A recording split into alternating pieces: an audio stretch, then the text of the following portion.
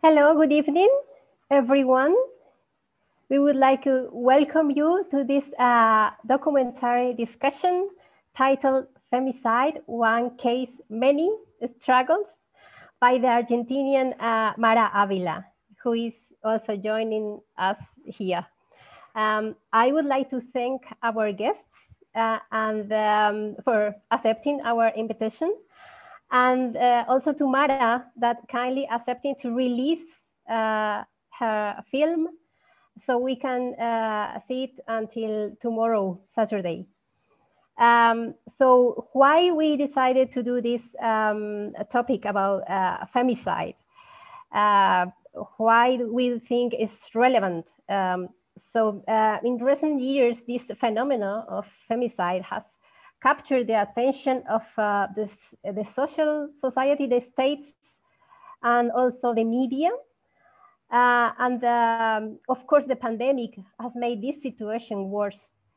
So unfortunately, this is not really a new phenomenon, but the visibility has gained because of the effort of victims, relatives, activists, women's movements that really have put the highlight this problem. So as this problem is quite complex and it has to be seen from many perspectives, we have invited experts on this field. And this is why we have our guests here also joining us. We will introduce them shortly. But before, I would like to explain a little bit our dynamic. We will first reproduce a screen here, the trailer, and afterwards we will introduce our guests, asking some questions related with their topics, their research interests, and expertise in this matter. So I think this is all. I will let you then join in the trailer, and we will come back then with more information about this event. Thank you.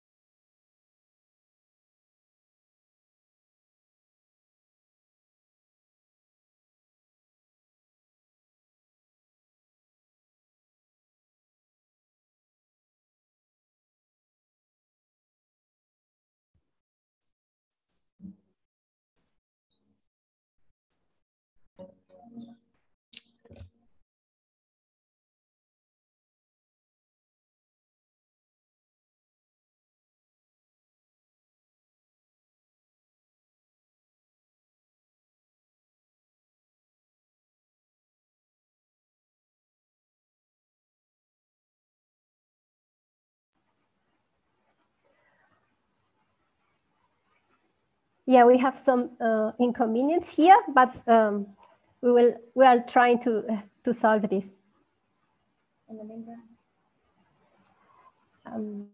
In the meantime, I would like to say that after we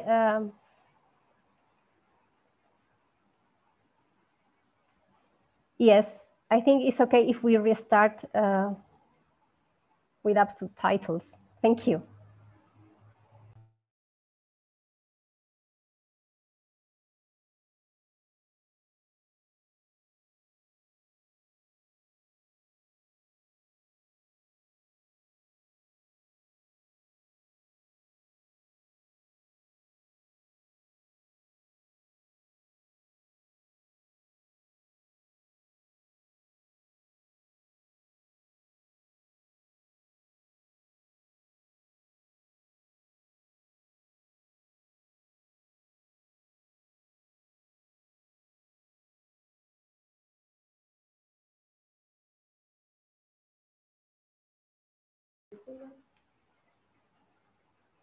Yes, just let's wait a couple of minutes. Thank you. It's working. Okay. It's okay while we are overcoming these technical problems that always happen here when it's alive. I would like also to say that questions can be posted at the end when we open the stage for the audience. You can also, this is also being screened in YouTube, so you can also post your questions and here by raising your hand. And I would like also to introduce our team, CELLE. We would like to thank also Recent Club to invite us to this film evening. CELLE is an initiative that was especially start here in Leipzig in Germany. And we are a group of academics interested in Latin America. We held study groups, seminars, and also an annual conference related to this, the dynamics of the region. Of course, is from a historical, social, political perspective. And of course, trying to answer what is Latin America from a also comparative perspective, and what are these transitions and these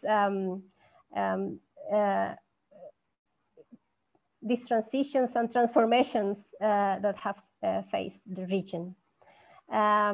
We are here, 3 of us from CELLE. And we would like to introduce ourselves. My name is Carolina Rozo.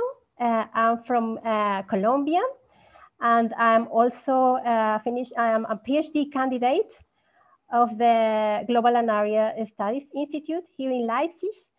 And I am very interested in topics about Latin America, especially archives of human rights and memory. And of course, what is happening now in Colombia with this peace agreement and so on. So I would like also to open the floor to my colleagues from CELLE that will also introduce herself. So Agustina, do you want to make a brief introduction? Thank you, Caro. Buenas tardes a todos and good evening for everyone. Yeah, my name is Agustina Carrizo de Reimann. I am an associate researcher at the History Institute, also of the University of Leipzig. And as Carol said, I am founding member of the Coloquio de Estudios Latinoamericanos, or how we call it in the short way, CELLE. My main research interest include the paradox of cultural and political transformations in Latin America from a historical perspective. Mainly, I focus my research on 19th century Argentina and Mexico, but also other contexts, other countries. And I'm really happy to be able to discuss with our guests this phenomenon, which, as we try to communicate, is a Latin American. It's particular in the Latin American context, but it has a global dimension. But before starting with this discussion, I would like to, I will ask Karen to present herself. Thank you. Thank you very much, Agustina, and hi to everyone. My name is Karen Silva Torres, as probably you can read here. I am actually an anthropologist now, but I was trained as a journalist. So I'm really very comfortable here around all these women that are very experts on their fields. And I feel like I am also fitting well, like discussing Mara's film, and also talking with Alejandra and Karen, which we will introduce in a minute. Just a quick about myself. I'm doing right now the PhD about journalistic practices in Ecuador. So basically I'm writing an ethnography about how journalists work in Ecuador and how they produce and construct the idea of the public interest. So in that sense, I think this topic really is relevant also, how it gains prominence thanks to all the activists behind. So that's also my really quick introduction. I think I will propose now that I think we have fixed the problem with the trailer. So I will invite you all so we can look at it. And then we can start with the introduction of our guests and the questions.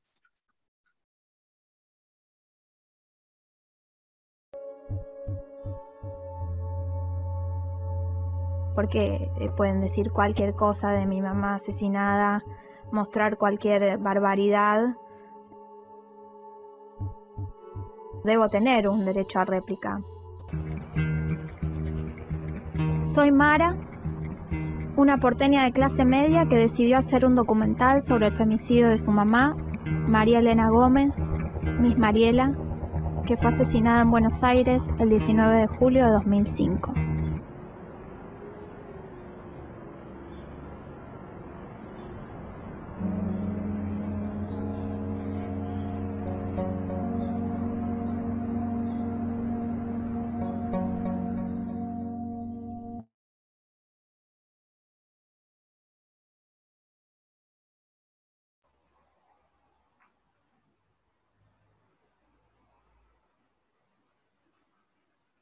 Okay, good. Thank you. I would like to mention the trajectory of this film. The film was internationally premiered in Guatemala at the 9th, in Spanish, Muestra, Memoria, Verdad, Justicia in 2019, and took part in other festivals such as the 8th Leonardo Fabio National Film Festival in Bolívar, the 8th Oruro Film Festival in Bolivia, and the 11th Muestra contra el Silencio, Todas las Voces, México 2020. The Toronto Independent Film Festival of SIFT 2021, and the Women's International Film Festival Spring 2021 also. And it gained an award of excellence in screenwriting, among others.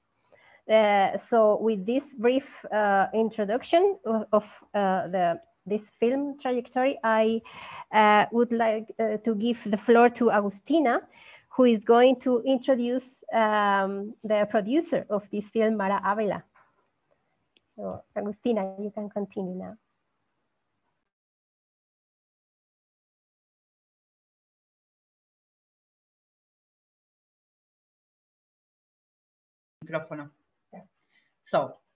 So I hope the technical problems will stop, but I will have now the pleasure to introduce our first guest, and who also I would like to thank not only to say yes to this panel discussion, but also allowing us to use somehow or take her documentary movie as an inspiration to look for questions and to search for collective answers or get more orientation in a phenomena which is as visible as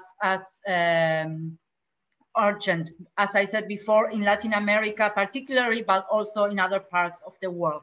So Mara is the director, producer, scriptwriter, and the main character of the document Feminicidios, un caso múltiples luchas. As we could see in the trailer, she's also the daughter of Maria Elena Gomez, who was a victim of femicide in Buenos Aires in 2005. The film was Mara's thesis, with which she got her degree in communication science at the University of Buenos Aires in December 2018. Besides promoting and discussing her movie, Mara works as a co-tutor for documentary projects and as a professor at the College of Communication Sciences at the Universidad de Buenos Aires. So Mara, again, thank you very much for being there. And now I will ask my colleague, Karen, to start the conversation with you. Thank you again.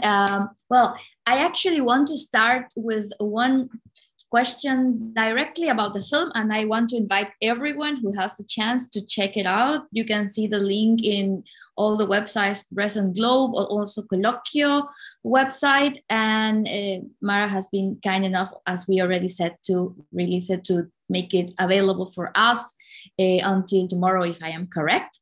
And let me just first ask, during the film, as I don't know, I don't want to spoil for everyone, but at some point you refer to yourself to the well-known discussion about these blurred borders between what is fiction and what is reality in the documentary film. And you refer to yourself as a character. And I would like to start with that. How did you feel filming and constructing yourself as a character? And how would you describe this creative process?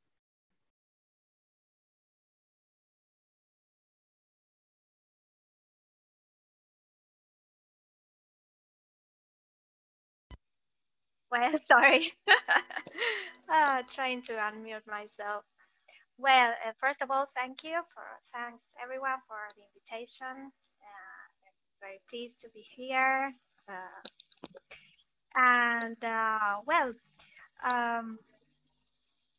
So Karen, you are asking me about this kind of blurred borders between fiction and what is fictional and what is not. Well, of course, as you can imagine, this has been a very difficult thing for me, being the daughter of a victim of femicide and also being the director. And I think one of the most difficult parts of the process, since you asked me about the process of making this film, was related to the moment when I had to take a look back at all the story, at everything that had happened to my mom, and of course in my own life as well as her daughter, and also as a plaintiff in the case, right? Because, well, for those who don't know, my mom was killed in 2005. The guy that killed her was the person she was going out with at the time. Well, the guy was sent to jail, and well, then I had to pursue this trial, and then the guy was sent to prison, or finally, remained in jail for 8 years. But well, this is part of the story. As far as the process of making the film is concerned, well, as Agustina kind of explained, I studied communication sciences at the University of Buenos Aires, and this was my thesis. Well, they are here in Buenos Aires, at the University of Buenos Aires. If we want to get our degree, we have to either write a thesis, like an ordinary thesis, or we can create a short film or a feature film. So this is what I decided to do in 2014, and I started to work on this idea. First, it was an idea, and well, then I found a tutor, Eduardo Cartoccio, with whom I am working now at the University of Buenos Aires, and then we got funds from the National Institute of Arts and Filmmaking, INCA in Spanish. And well, it was rewarding and yet very painful, and well, you know, all these mixed emotions that I still feel now as I'm talking to you. And I have 2 candles lit there for my mother. So, well, I may be a little bit thrilled sometimes. So this is part of the process, and well, I am trying to do this. Sometimes it's a lot of effort for me, but well, sorry, but this Don't worry. Part of the process. And Don't well, worry. I think it's a good thing that, well, a lot of years have passed by, and well, now I'm supposed to be an adult, or sort of. I am 41 years old, and when my mom was killed, I was 25. So one of the issues that the documentary deals with is related to mourning, right? The process of mourning, that I think it's for me it's been an interesting topic, and some kind of I did some kind of research on this as a person. But also I think that what is interesting about this topic, the topic of mourning, related to, in this case, to the families of victims of femicide, is the fact that this is some kind of collective mourning. So I think this has helped me to mourn my mom, and I am still doing it, but I think I'm finally making it possible. But as you can notice, the name of the film is Femicide, One Case, Many Struggles, because I am only one among many others, right? So here in Argentina and all over Latin America and throughout the world, we listen daily. We know daily about a great number of femicides, of murders of women, and I am particularly in contact with relatives and daughters, and sisters, brothers, and so this is something that we still need to talk about, I think.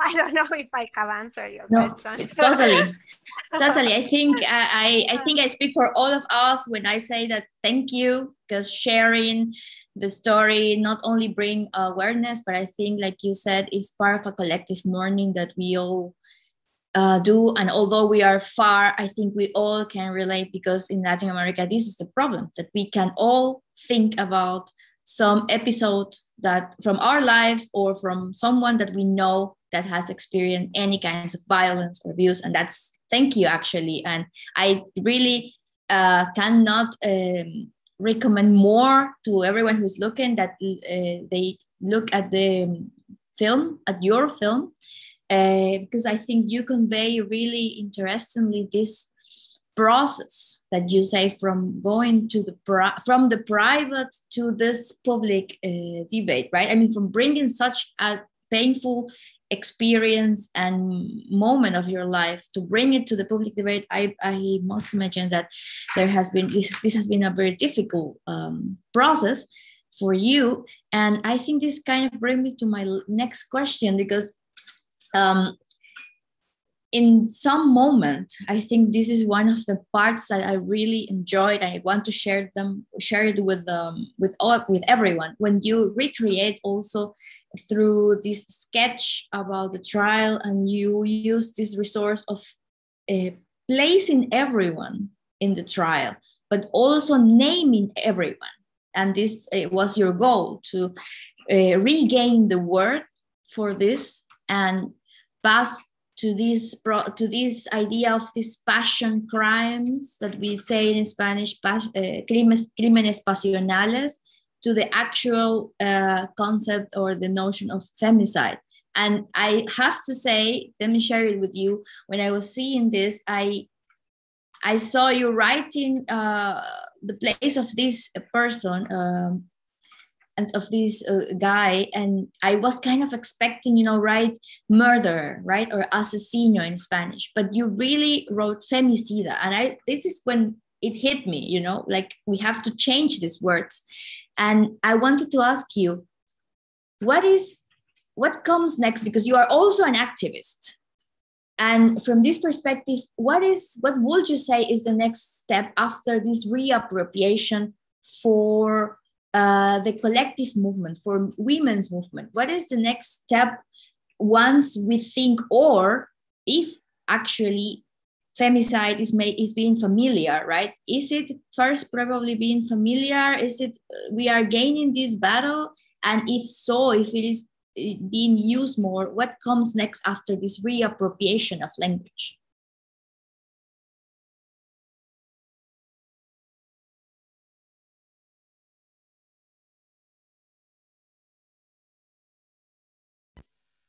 Well, I seem to be having some problems at unmuting myself. I should follow the advice that Victor said before, but sorry, I couldn't pay much attention. Well, it's a very difficult question, the one. So I wish I knew. I mean, I wish I knew, but what we should do next? I think we are doing well. I mean, we have achieved a lot throughout all these last maybe 20 years, I think, or maybe more. So as far as the feminist movement is concerned, or maybe as far as our society is concerned, I think maybe we have a big challenge, I think. I've been thinking about it recently, and I think maybe what we should do is to do this sort of debates that we are doing, and to address different kinds of audiences, right? Because otherwise it's always a conversation that remains in our own circles, among feminists or among activists. And well, I think one of the greatest things that has happened in the last years, and we can tell because here in Argentina, the abortion bill has been passed, and after many years of struggle, and after many demonstrations, well, I think this is what we have to do to address different kinds of people, and so that they can feel they are part of this change, right? Ourselves as activists, but also our parents, our aunts, or so bring the conversation to schools, as I have been trying to do, or I'm very happy when this happens with the films, that I can screen the film at schools or universities, or I can talk to teenagers or young people. I think this is the key, as it has always been, as far as I think I can tell, and maybe you would agree with me that this is a matter of education, right? I think we are doing well, not because we are the adults are educating children, but because we need to really start talking about this. And I think young people, young girls here in Argentina, well, I think in many other countries, also in Latin America, have been empowering themselves. Well, we have heard of the YouTube Me Too, the Me Too movement in the States and so on. So I think we are daring, right? We are daring to speak, as I have done. Well, you mentioned this question of making our stories public, as I have done myself, but a lot of women are, fortunately and unfortunately, right? Because fortunately they are speaking, right? But unfortunately, we have all been through any kind of, as you said before, violent event, either harassment, abuse, or whatever, just by the fact of being women. And I think a lot of people, not only men, also women, still don't understand this concept of gender violence. Well, if it's necessary for us to keep talking about it, to keep explaining it, we will.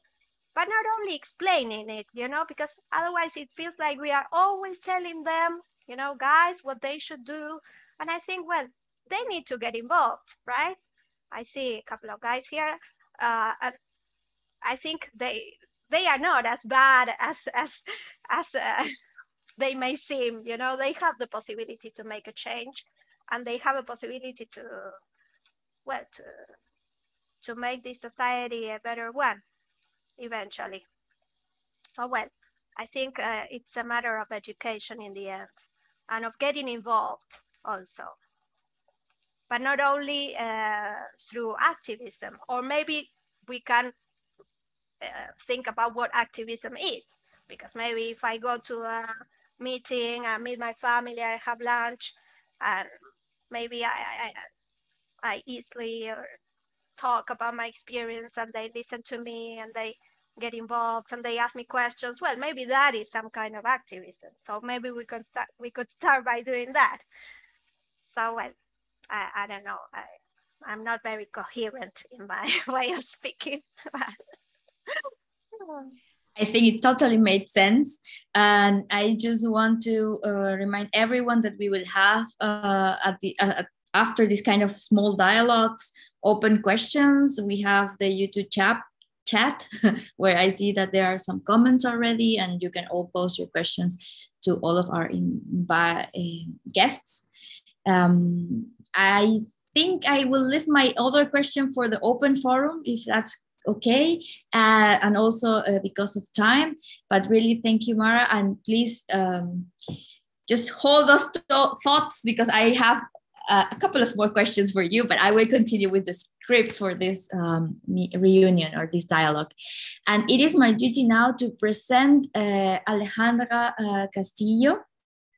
Just let me quickly say something to present our next guest. And I am better with the Spanish for Chilena, with this Chilean lawyer who got her doctorate at the University of Freiburg and has been a researcher at the Max Planck Institute for International and Comparative Criminal Law, also in Freiburg. Dr. Castillo Ara has been a professor of criminal law with a gender perspective and has worked at the Public Defender's National Office in Chile, especially in cases of ethnic minorities and criminal law with a gender perspective, femicide, and also self-defense of victims and domestic violence. So Dr. Castillo Ara has also published academic articles about the development of femicide in Chile and Europe. And she is the author of Femicide, Just a Latin America Phenomenon, with question mark, where she presents an argument defending why harder sentences and new criminal offenses, from homicide to femicide, do not help whether the prevention nor the prosecution of the crime. So currently, we can speak more about this. I hope all these questions will be next. But currently, let me just finish saying that currently Dr. Castillo is legal counsel of DKMS in Cologne, Germany. So I hope now that we can, I give the floor back to Agustina, who has some questions, and we also lead the dialogue now. Thank you.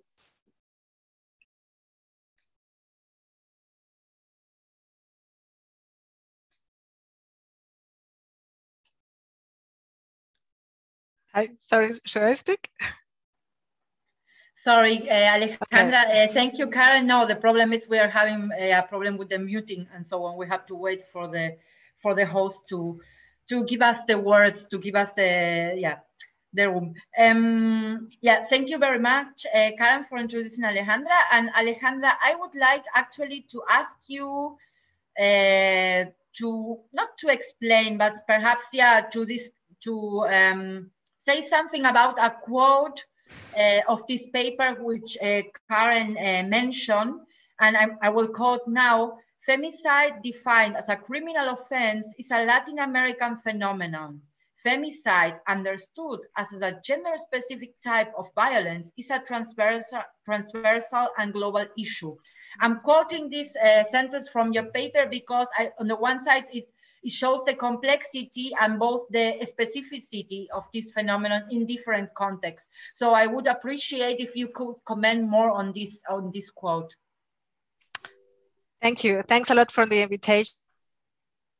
CELLE, because this intimate and amazing piece that sensibilized everybody about femicide. And it's very nice to see this kind of things for us. So about your question, I know exactly what I meant with this quoting, and it was regulation, it's a thing you can only find in South American countries, in South American criminal codes, or in the Caribbean. I think there's only 1 or 2 islands there who don't have a regulation about femicide, but every other country, they have a regulation. The thing is, in any other part of the world, there's with something called femicide. They have murder, they have aggravants like in Spain, but they don't have femicide. The question is, do killed? The answer is, of course, they get killed. The thing is, it's not called femicide. So the thing is it's a labeling thing, because if you go to Germany, here people may say, we don't have you say, okay, you don't have the regulation that determines what's femicide, but you have the killing of women. Alejandra, I'm sorry, I think there is a problem with your mic. Perhaps it's the Bluetooth connection. Sometimes your sound is gone, and it's really... Now? It's better. No, we listen you, but at some points you are gone. So yeah, I will signalize it when you are gone. We will try to. Yeah. Okay, I'm scared if it's the connection or if it is the internet. I don't think. Do you think it's? Now it may be the connection. Do you have the possibility to connect your headset with the cable with a cable? Yeah, I have, but I really think it might be the internet. Oh. Yeah, these are the disadvantages of digital events. On the other side, we are able to speak to our guests and other with the public in different parts of the world. So we must be patient and be thankful that we are able to gather all today. So Alejandra, I think the main point was somehow, as you said, like Latin America, almost all countries has some kind of regulation. And in the rest of the world, there are, of course, there is, as I said, perhaps they contemplate it, but it's not regulated as such. Exactly. I know it was the point that you were saying. And I think it's an interesting phenomena. Would you associate that with the quantity or intensity of this phenomenon in Latin America? Or, I mean, it's a difficult question because it's about history, it's about legal cultures and so on, but perhaps you can, yeah, you have some ideas on that. You mean what is regulated in South America and what it's not here regulated? No, it was more, it's a difficult question. Why is so regulated in Latin America and it's not the case in other countries? But as I said, perhaps it's a difficult question because you have to relate many factors in that. But sorry, I don't know if you could finish your argument. So okay, do you hear me now better, or is it still okay? If it's interrupted, please raise your hand, and I try to manage to make it better. Yeah, I was telling you, I was differentiating the phenomenon as a regulation and the phenomenon as a killing, as a fact.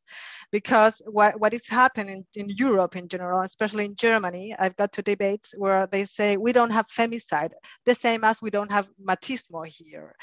And then you say, yeah, okay, sorry, but define what for you femicide. And you say you have killing of women, you have homicide, you have murder. And yes, they do, but they don't call it femicide. So it's very easy to deny a phenomenon they don't have because it's not regulated. But in fact, it happens as much as it happens in South America. And it's the same with machismo, define what it is. Because if they say, no, it's because in South America, people are very machistas, the men and the women. And if you say to Germany, you say, okay, you are too. I mean, here women take the husband's last names usually. And it's very, it's a manifestation of machismo. So yeah, now it's better. Okay. Yeah, so it's issue, but it's the phenomenon, the killing of women happens also in Europe and unfortunately around the whole globe.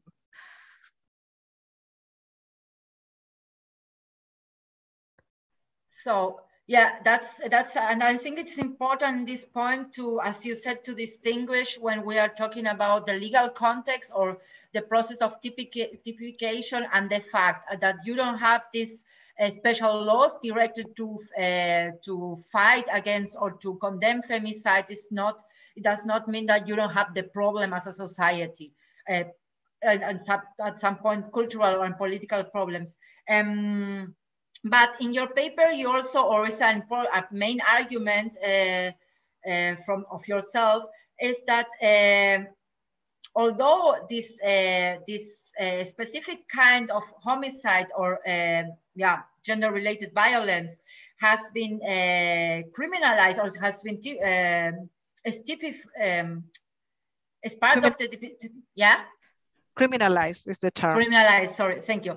Criminalized in Latin America, it had not yet achieved its goal, in the sense that the punishment has not had the preventive effect that we are looking after, or that lawyers and judge and so on, and the society is looking after.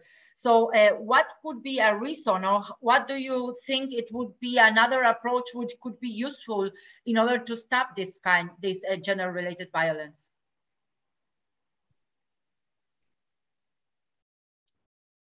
Okay. Yes, I hear you now. I think it's stuck. Do you hear me, right? Okay, sorry. Yes, exactly. It is like that. And I know it's very unpopular when I say femicide is not working to prevent femicide as a fact, because people get very aggressive and I say, we are protecting women. And I say, yeah, okay, I understand. And I want to protect women as much as you do, but it's not working on the long term. So you could say, now there are more cases of femicide because actually of the labeling, because things that before were considered only murder, now they are considered femicide for statistical purposes. But also because now the criminalization is brighter. Before, femicide was related to the wife. Now the victims could be the wives, the grandmother, the daughter, every single woman. So of course you have more cases. But the fact is there are many countries in South America who have been with the same regulation for over 10 years. And in these 10 years, the femicide cases have not decreased at all. They have increased or maintained stable. So you say, okay, we are not preventing the crime. And the thing with femicide is, of course, you want to sanction the crime. You want to get an adequate criminalization of someone who's guilty. But the main thing you want to do is to prevent. You don't want any more women killed. That's your main. Of course, I want to put somebody in jail and to have an adequate sentencing. But the main thing, my label is my aim is to prevent women to be killed. So what has happened with feminism in South America is that it has been used as a tool of populism. The politicians have made like a check on the list of, okay, I took care of the problem and I don't have to do anything else. So there has been a relaxation on other political measures to really prevent feminism, who don't like sell very well politically, and who are very on the long term.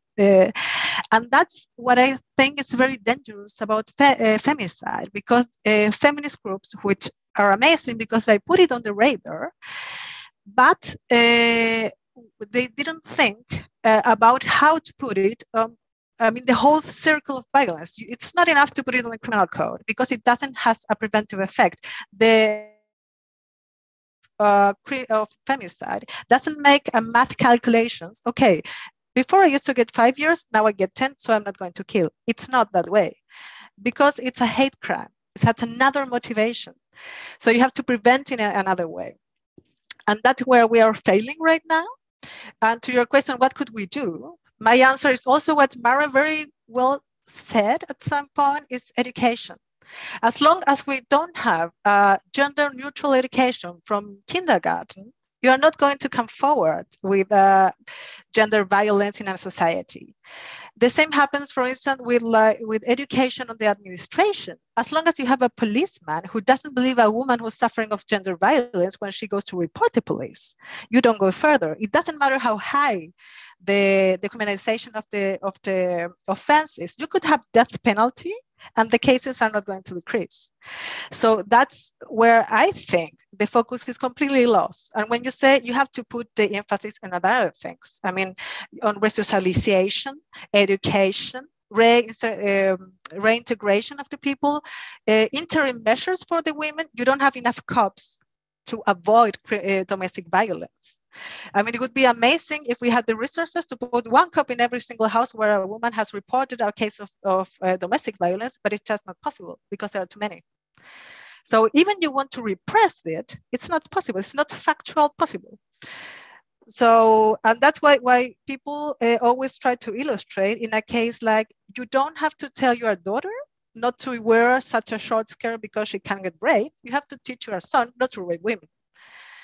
And that's like a mindset that takes a long time to be established in society. And it's a very long-term politic that nobody's going to take it because they won't see the fruits of it for one season of politicians, you know, if you know what I mean. So yeah, it's very tricky, but I'm very scared also because what feminism is presenting right now is like, okay, we have to persecute, not only have a very high offense, like, I don't know, death penalty, for instance, or 40 years in prison. We also have to lower the standard for the process. And that's very dangerous because then, of course, you have a lot of cases. I mean, you have a right of life free of violence. So you also have to respect the innocent principle and the fair trial. You cannot just condemn somebody because of testimony of a victim. And that's where I think it's getting really scary. So I think we have to really review this whole political perspective for criminalization of femicide. Thank you very much, Alejandra. I think we will have to talk. We'll have a lot to talk about when we have the open discussion also with the participants, with the public. I saw already there are many questions. As I said, it will be an interesting exchange. Now, but yeah, we would like to get another point of view. And for that case, I would like to introduce Karen Naundorf. Welcome, Karen, I see you there. And thank you for being here. Karen Naundorf is a South America correspondent based in Argentina, working for the Weltreporter.net and the Swiss Public TV. On one of the main topics of her reporting is violence against women and how women's movement is fighting against it. She's currently working with the photographer Sarah Papst on a project on femicide by security forces, supported by the Pulitzer Center for Crisis Reporting. Karen graduated from the Henry Nannen School of Journalism in Hamburg and holds a degree in communication from the University of Arts of Berlin. So welcome, Karen, and I give the word to my colleague, Caro, who will have this dialogue, this talk to you. With you. Thank you. Thank you, Karen, again for joining us. Yes, I think you will nourish also our discussions with this other perspective, that is the perspective of a journalist. Karen, you have been reporting on femicides in South America and especially in Argentina, but especially for German media. So as Latin America has been unrepresented in this German media, why especially is this topic important in media, and why you are interested in this topic in particular, why these editorial offices in Germany are interested in this? Yes, in the first place, also thank you very much for this event. Mara's film is wonderful and so valuable. So it speaks out so many things that cannot be found anywhere else. So yeah, thanks a lot. And to your question, I won't lie to you, like it's really hard to be a South America correspondent for German media. It's very hard to generate interest. But in fact, one of the topics I have been able to report time and time again for several years is violence against women and femicide, especially in Argentina, which is quite curious as the reporting on violence against women in Germany is not really strong. And as a study of the Otto Brenner Stiftung showed, it is mostly concentrated on especially brutal cases and presenting them as single cases, not regarding structural questions or prevention. So the question is, why are editors then interested in femicides in Argentina so far away? Being the cases in Germany and also knowing that there are many countries with much higher numbers, for example, in Central America. And yeah, I think the reason is, and you might know it, that Argentina is really very special in this topic, maybe in both ways, like a bad and a good sense. In the bad sense, it would be that here too, like in many places, the murder rates are high. Every 35 hours last year, a woman has been murdered, and more than 3,000 in the last 10 years. And many of them have been avoidable cases. So if the woman had received some help or attention, she would be alive.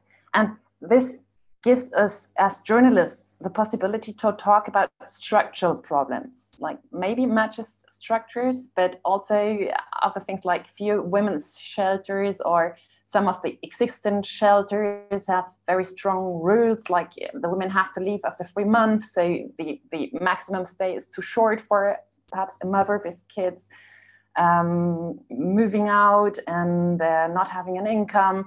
And there are also many very justified critics on the justice system and also on security forces.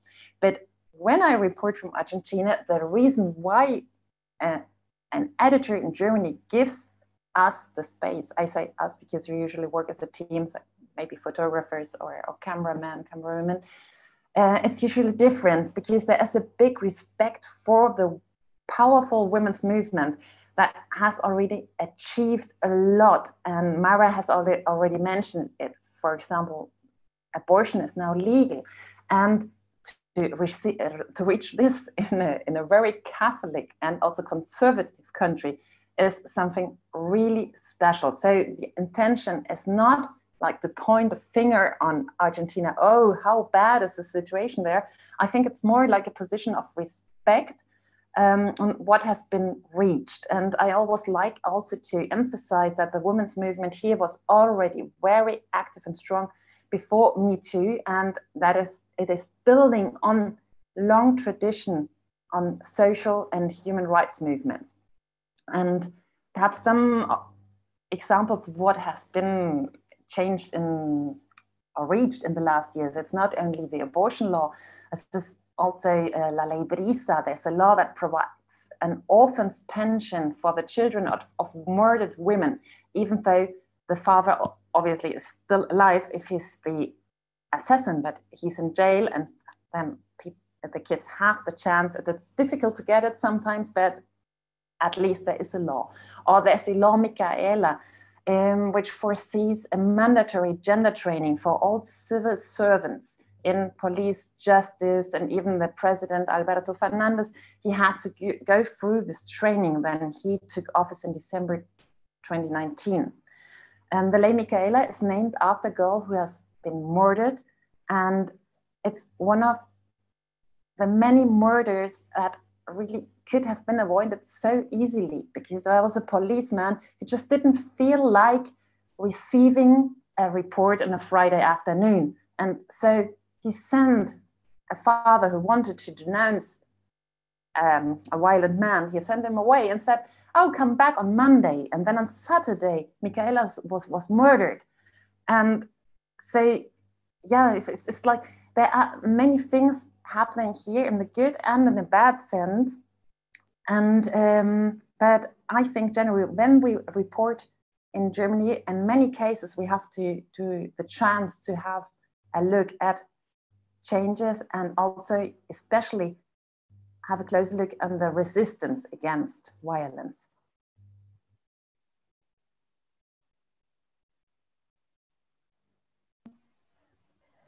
Thank you, Karen. Indeed, as you mentioned, there are some initiatives from the state that this Ley Micaela that you mentioned, there are specific cases that trigger the law. But this is also connected with some initiatives from the state. This is very interesting that you share also your interest, what is happening, or what happens now with Maras, because Mara's mother actually was murdered by an ex-policeman. And actually, you are researching right now with this support from the Pulitzer Center of Crisis Reporting regarding these femicides by the security forces. It sounds quite ironic. Why you are focusing now in this issue, and why do you think this is happening, especially with these security forces? Yes, on the first hand, perhaps I should say that the problem is not new, but there was a case in February, the murder of an 18-year-old girl, Ursula Bajillo. And this case especially moved Argentina. Her ex-boyfriend, a policeman, he stabbed her to death, but she had filed charges against him beforehand, and she published on social media, like she was like shouting out for help, and she was afraid of him. And there were also some restrictions, but he would just not respect the restrictions, like not to get close to her, but nothing happened. And actually after the murder that came out, he should have been in prison already long ago because of previous charges. And it was just that a judge in January, that's summer here, he just didn't feel like, oh, it's vacation, so get someone in prison, so no, let's do it later on. And so basically Ursula could be alive if police and overall justice would have worked in a different and effective way. And so after this murder of Ursula, there were many protests in various cities in Argentina, with many of the protesters asking, who will protect us from the police? Also, this question is also not new, but it's especially present since February now, because like Ursula's case has hit a nerve, and it has been a murder that could have been prevented by like dozens of ways. And of course, like you say, it's also like the police as a killer is like, whom would you call when you're in a problem, when you're threatened? You would call the police. And so this took us to have a closer look at the violence from security forces. And for example, if you have a look at the Buenos Aires provincial police, province perhaps sounds small, but Buenos Aires province is like as big as Poland, and you have about like 90,000 police officers, more than half of them are men. So it's like a big army, if you want to say it like this. 6,000 of these officials between 2000, I think it was 13 and 20, had received reports of gender violence, and 80% of them are on duty. So if the police has a problem with violence against women, like what happened inside? So we also wanted to have a closer look at what is happening in the police. And yeah, and in fact, we are just in the middle of the project, so it's the first time I'm talking about it, and we have no definitive conclusions yet. But the numbers are also very high. The NGOs did some numbers based on press reports. There's few official reports on this, but Mumala, an NGO, assumes that 12% of all women's murders are committed by uniformed persons. So. Yeah, we have documented several cases, and we're going to publish now from August on.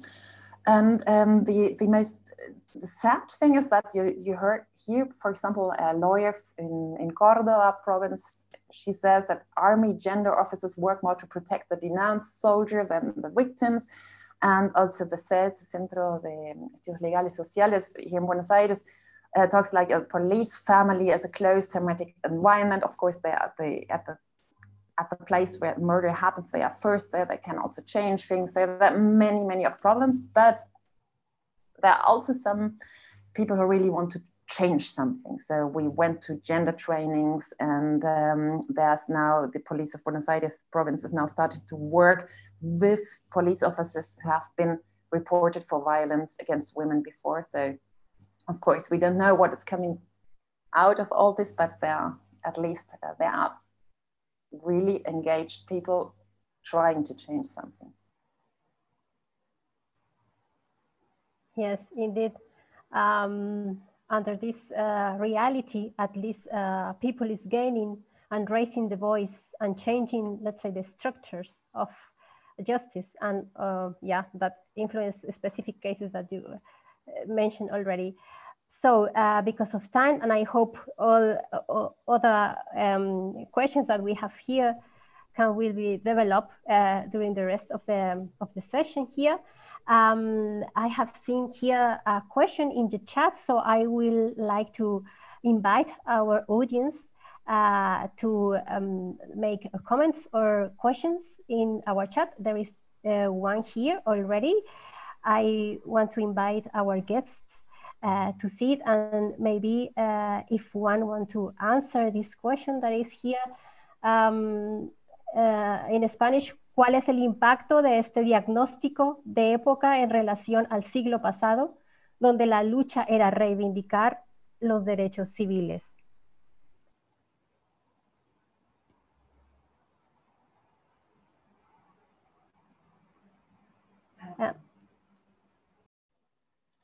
I think, yeah, this question is actually pointing to one question that I also had. I don't know if we can make a historical comparison, because we don't have any expert on history of woman or gender-related violence here. Although I must say, I work as a historian, and what I was able to look to see in the archives, this kind of violence is not new. And this idea of crime of passion is already present in the press at the end of the 19th century, as well as this sensationalist approach to this kind of gender-related violence, with also victim blaming and so on. In that sense, it's funny to see how many things do not change in that regard. Funny in a more ironic way.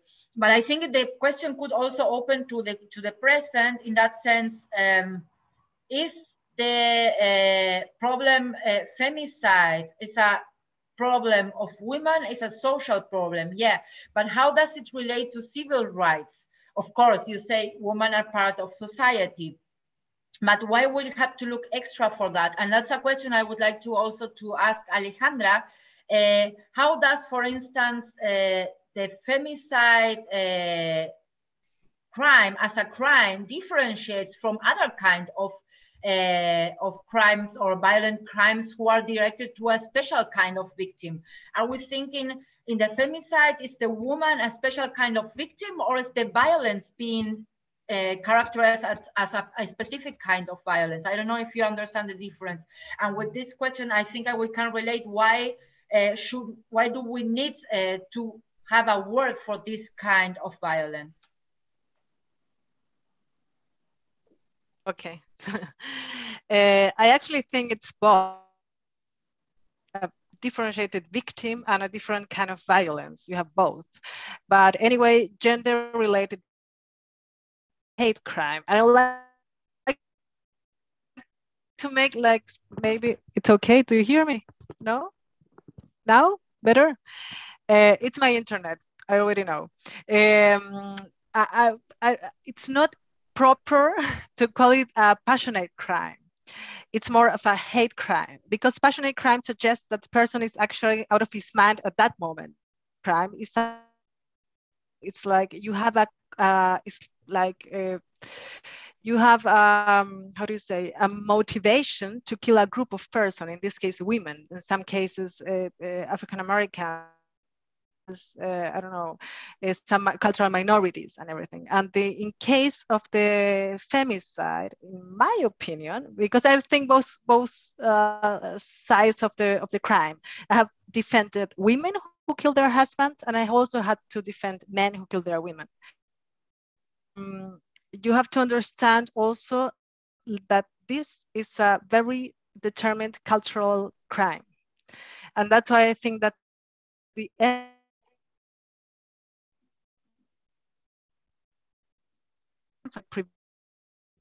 prevention, and that's why I always repeat it, it's better.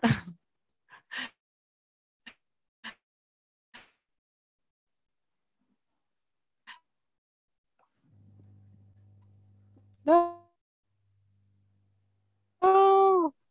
Now I see Karen on screen.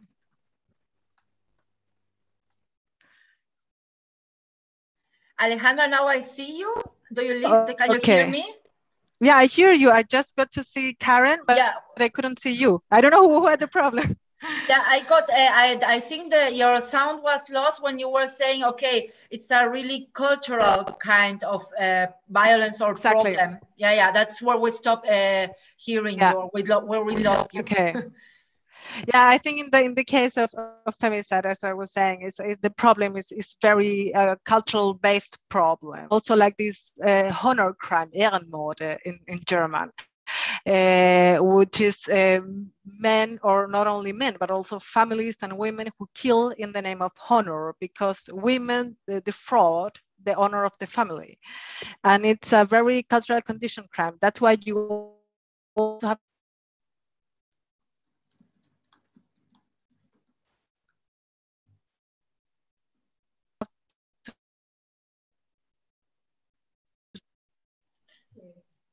So we are having again some problems with Alejandra. I don't know if Mara or Karen would like to add something. I mean, the question was related to this typification, but I think it's important always to ask why, or also as Karen somehow mentioned, why do we need these words in order to like identify this problem, and how do these problems relate to others in the context of the civil rights movement, or the problems which are around society?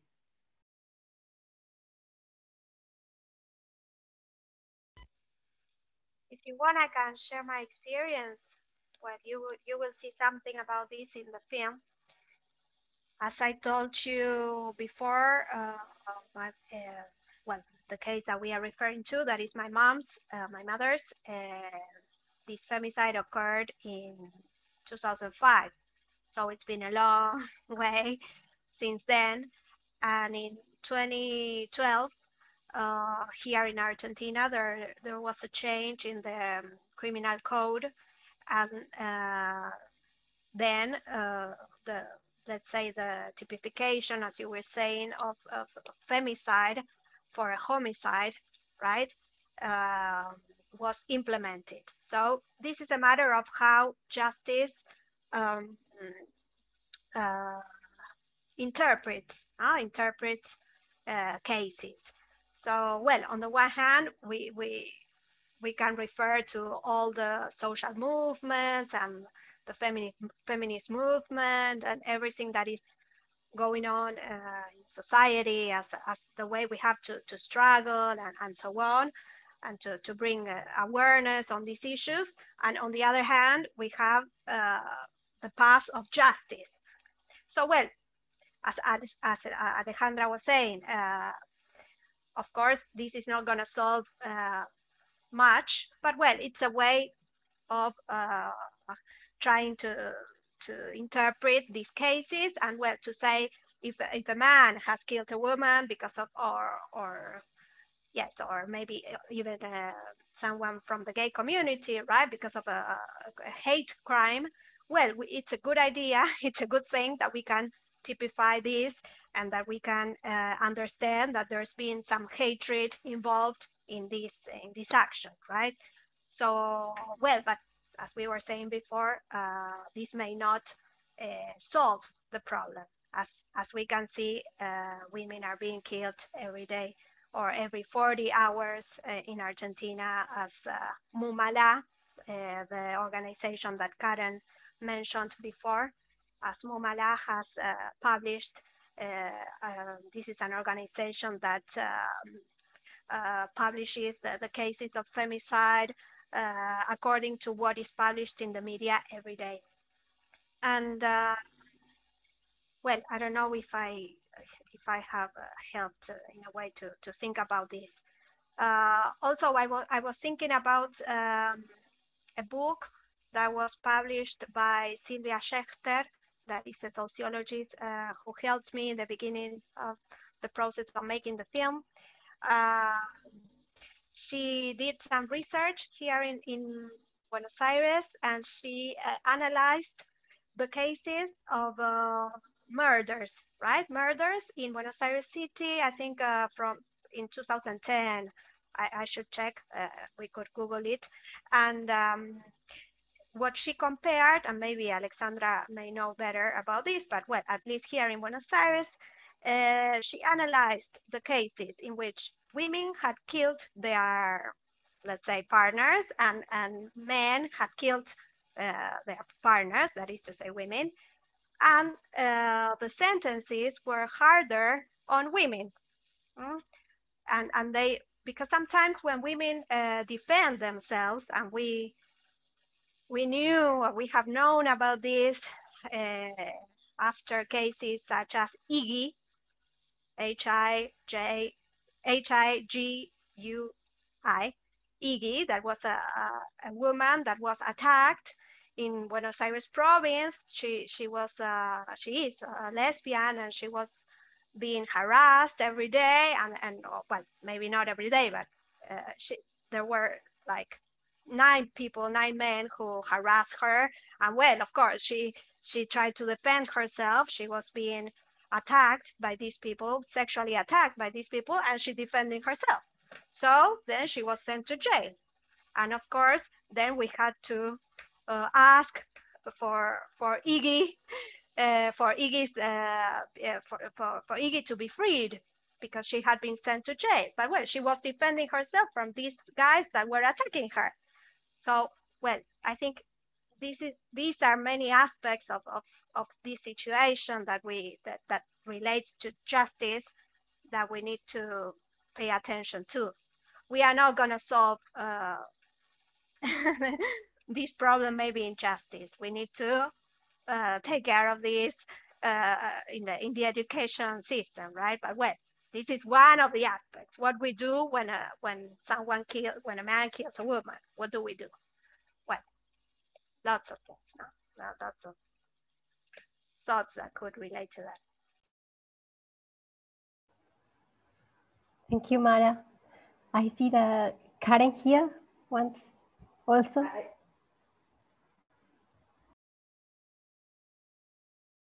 I think also Karen Naundorf wanted to contribute something about this in particular, or I'm mistaken. If not, I can go with my question. What do you say, Karen?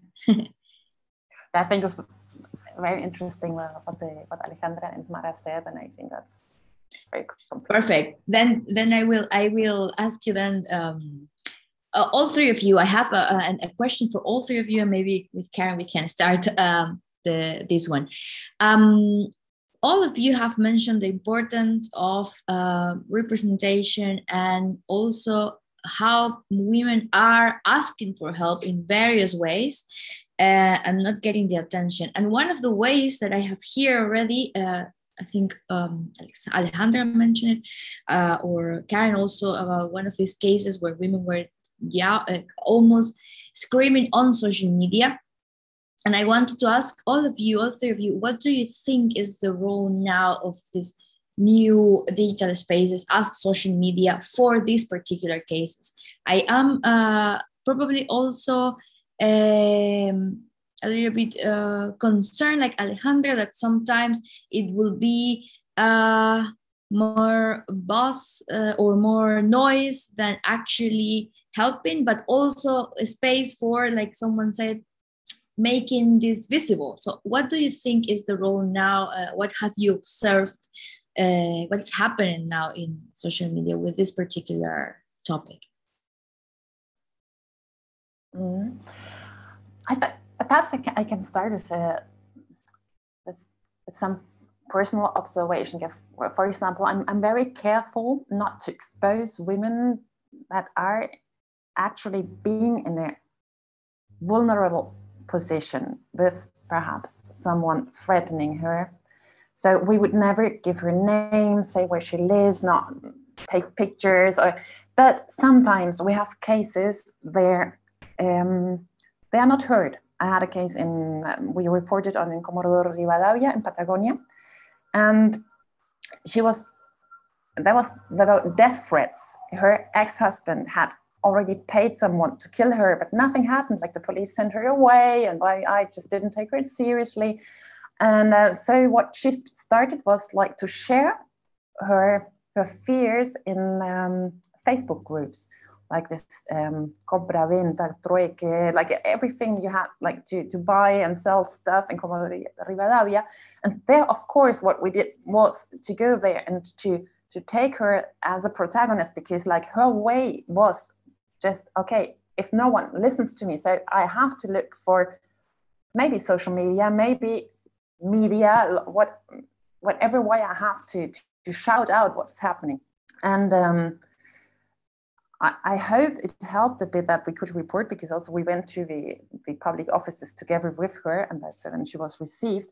But like you said, it's worrying that sometimes it's just not being heard. Like Ursula, she had written everything. It's like a chronicle that what was going to happen afterwards. You can read what she has written, and I don't know how perhaps Alejandra could say something about, like, I don't know which investigators or prosecutors, when they or enqueste paz, many times it's like they're responsible for to take preventive measures, and what way social media could be taken seriously for like the evaluation of a risk, because this is what you usually have to do. And I don't have the impression that this is happening, but maybe I'm wrong, but perhaps this could be the role it could have in the future, like to when you evaluate the risk of a woman is in, to take serious what she's publishing and not giving it the role of like social media only like, dispersing the information and like this public outcry, but nothing happens. Like ask what function could it have more than that?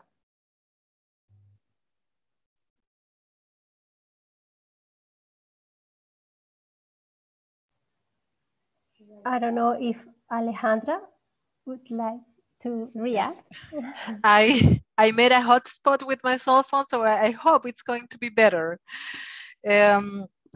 Yes, of course. I'm very careful about social media because, and as I said, I'm a lawyer, so I have to see both sides.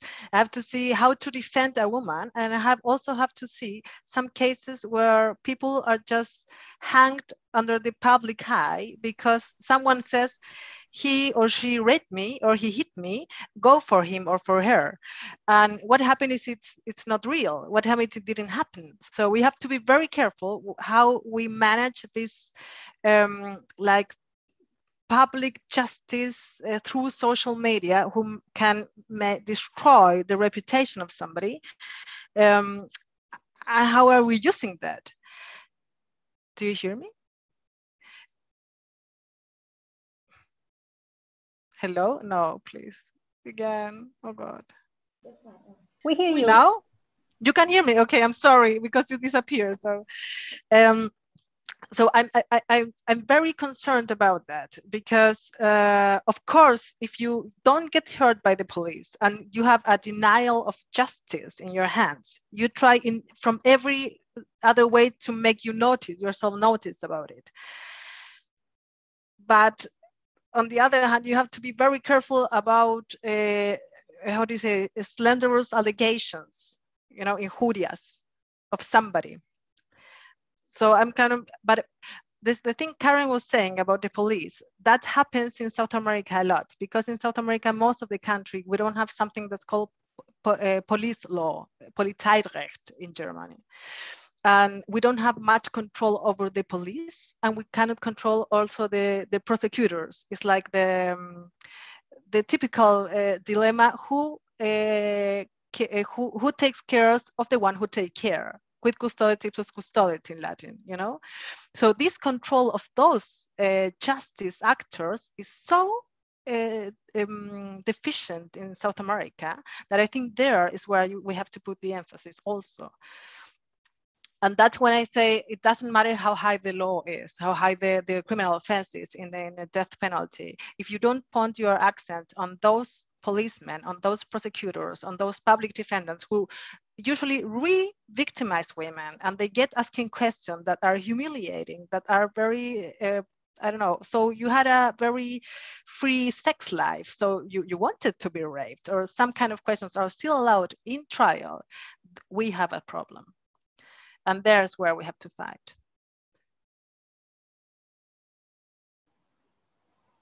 Thank you, Alejandra. I think you already hint a little bit of the question that is next in our chat. What is the situation in other Latin American countries, or if it's similar, or what is happening really in the region? And Mara, thank you. She also sent to us a link through some statistics about it. But maybe you have another perspective of what is happening in the region, Alejandra or Karen, maybe?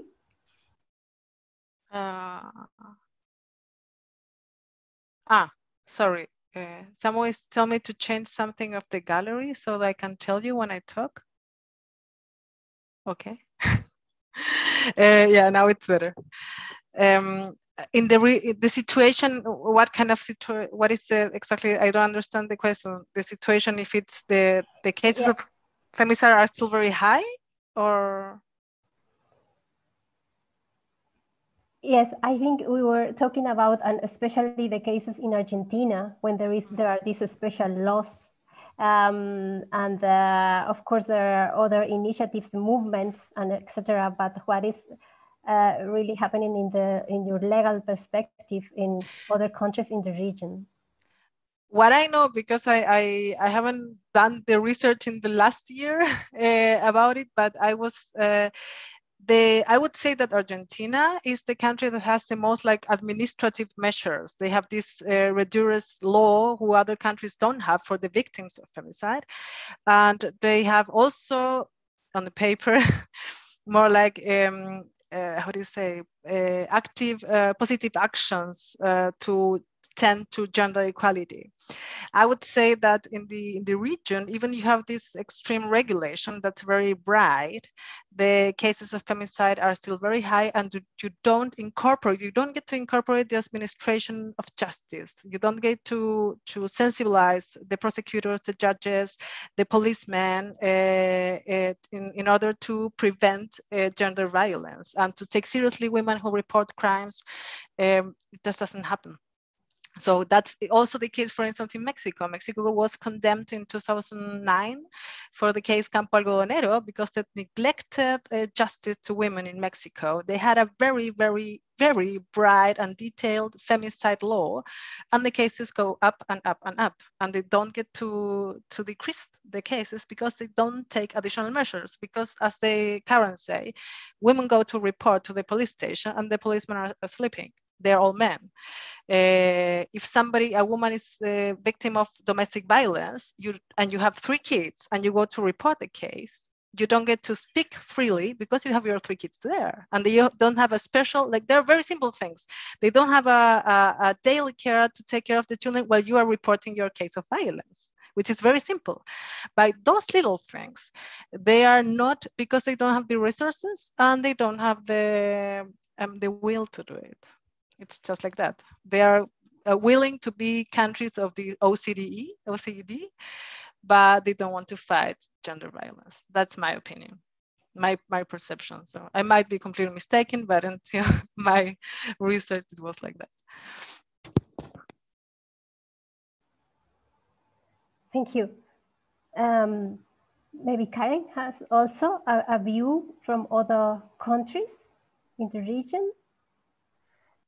Yes, I coincide with Alejandra that maybe Argentina is one of the most advanced countries, but still, if you also compare with Germany, I think it's maybe interesting for someone being there that we have in many countries in Latin America the concept of Comisaría de la Mujer, like specialized police departments, also physically in another place, where you can go and you can, in theory, you would be talking to specialized people.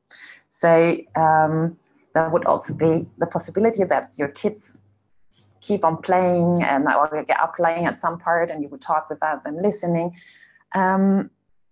at least here in Argentina, I think that things are getting a little bit better, but still there's a lot of lack of men and women power, of still just as money is lacking, and there are not enough of these Comisaría de la Mujer.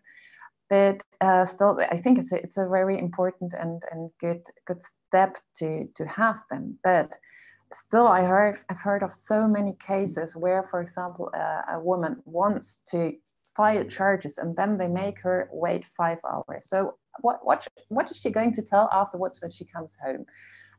As we know that one of the most dangerous moments is just the point when she files charges. So there's still a lot to do, yeah. And also in the other countries too, yeah, definitely. Thank you. Yes, you just mentioned these comisarias that is also very well known in other countries. For example, I know that in Colombia, there are these kind of comisarias or family, comisarias de la familia, but I don't know if Alejandra knows it is the same in Germany. There is a special, let's say, a place in which women or specific cases can be treated in a different way, or it is not.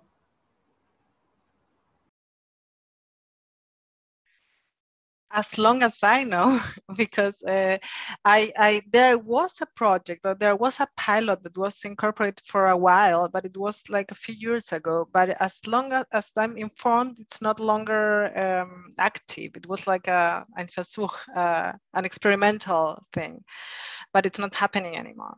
Because as I said, like domestic violence, gender violence in Germany is theoretically not a big issue, unfortunately, but it is. I mean, it is. I told Karen I wanted to do my PhD on femicide in Germany. My doctor Fata told me, but we don't have a problem of femicide in Germany, and not a problem of gender violence. So they don't put the accent on that, in my opinion. Thank you, Alejandra. We have also another question here in the chat, and it's related, I think, to this, the media, and I think this is a problem, a sword. I will say a sword with two sides, because she's mentioning how that maybe this person, the potential victim that is uncovering everything in social media and so on, is exposing herself also. And the question is, if it's not she, maybe, well, the word is revictimization of this woman that is affected, but exposing herself also in media, because you know that sometimes media just publish, as they say, some photos of the people and everything. So the question is here, if you think this is good to let this, let's say, information share in social media or so. Who would like maybe to respond to that? I was sorry. I was willing to comment on some specific situation in Mexico, because, well, in Mexico, someone asked here in the chat whether the situation in other Latin American countries was similar to what it is like here in Argentina. And, well, of course, in Mexico, it's worse. There's a great deal of impunity, and there's a femicide every 11 hours. So one of there was the mother of a victim from Mexico that commented on me on a law that is called I have the law here, Ingrid, that apparently there's been some case of someone, well, this woman who was killed, and the media started to show and to show the photos of the crime scene. So maybe there should be a way that we could, I don't know, maybe the states or governments could find a solution to this problem, because we often, as someone was asking, right? We often see the pictures of those women that have been killed. In the case of my mother, as you will see it in the film, well, it was in 2005, so the media, the situation in the media was different. We were not even talking about gender violence, and journalists didn't have the background that they have today. But well, they show the picture of my mom being killed with the blood and the crime scene, and this was terrible. So as I was telling you, in Mexico, there is this law that applies to the state of Oaxaca and Mexico City, that regulates this way of communicating the news about murders in general. But well, if there is the case of a woman that's been killed, the idea is that the media shouldn't publish, make these pictures of women public, right? So well, just to comment on this. And as far as the legislation here in Argentina, that is rather progressive, as Alejandra was, well, she wasn't saying this exactly, but I think we were trying to talk about this. I would like to point out that this Ley Brisa was a little girl who lost her mother because of a case of because of femicide, because of gender violence. This law is rather good, you know, because it offers the possibility, it offers children who are younger than 21 years old to be paid the equivalent of the retirement here in Argentina after their mothers have been killed. But the problem is that this law is very difficult to be implemented. So, because you need to prove that you have started a case, legal actions, that is to say, against the one that had committed the crime. And well, so I take advantage of this opportunity. Maybe, well, I don't know if the audience who is the ones that are watching this video will be able to do anything about this, but well, it's an important thing that we fight for the real implementation of this law, because there are, especially now in the middle of the pandemic, there are a lot of families that really need this help. So on the one hand, the law is very good, but we need to implement it. And the same happens with the law that concerns violence against women here in Argentina. The law is rather good, but well, it's not working. Evidently, it's not working. As Karen was saying, we have lots of examples of women that have denounced their aggressors, and then maybe they got a restriction, and then the guys ended up killing them anyway. So I don't know if we could find a solution to this, but we need to keep struggling so that this can change.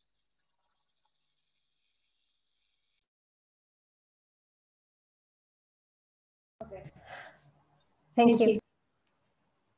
Thank you, Mara. I see this last contribution here from Karen. I would like to invite her. Just very quickly, because I know we are on time, just to share with you, someone asked about the situation in other countries, and in Ecuador, for example, in the 2021, this year, we have had already just 23 cases as femicides. Of course, this could be underrepresented, but only in these months, already 23 cases of femicides in Ecuador, and around 1,000 women reporting and asking for protection as victims of violence. So the situation is really bad. I can also share with you, we can talk after, we can remain here or keep discussing after we close the event formally. But yeah, the situation is very bad. And I really want to thank everyone here that has spoken about how urgent are changes, specifically in the forces like police officers, etc., who are expected to protect women in these cases, and it's not really working. So that was kind of my quick comment, and I will now give the floor to Carolina so we can also wrap up the discussion and invite everyone to stay in Zoom after we close formally. Thank you, Karen. Thank you to you all. Yeah, so the time, unfortunately, for our discussion is already finished, but we would like also to invite you to, as Mara said, there is a lot of information, and she already shares a book, and of course remind you that the movie is already released and will be available until tomorrow, Saturday, midnight, so you all have the chance to watch it. And I also would like to thank our guests to be here, to accept our invitation, and of course the audience that engaged actively in this event. Thank you very much. And as Karen mentioned, we would like to invite you to remind here in the Zoom, because the organizers of the festival have more information to share to you all. So thank you very much, and have all a very nice evening.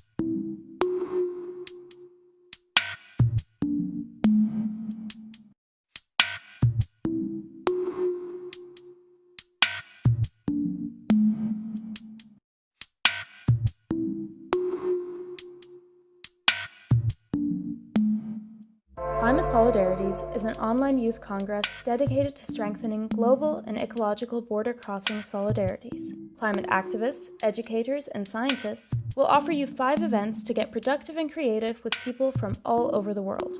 The events will take place on the 15th and 16th of July. They are held in English and directed at teens 14+, young adults, and educators. Join us!